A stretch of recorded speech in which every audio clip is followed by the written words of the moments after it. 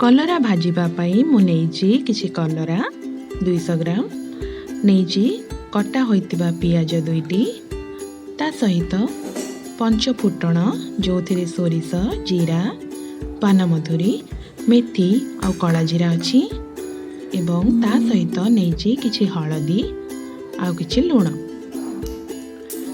कलरा भाजिबा पई मु सोरिष तेल नेइची आपण चाहिले रिफाइन तेल मध्य नहीं परिबे।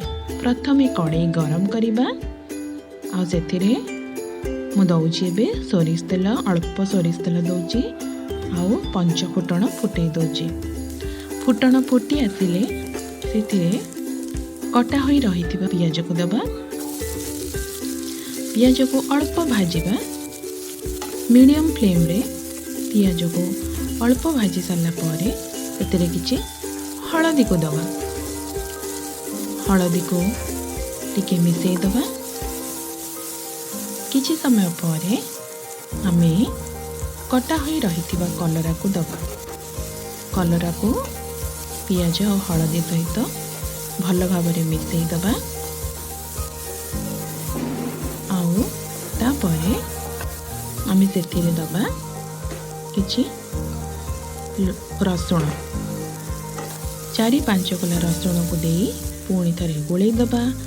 एबे स्वाद अनुसार लूण दबा।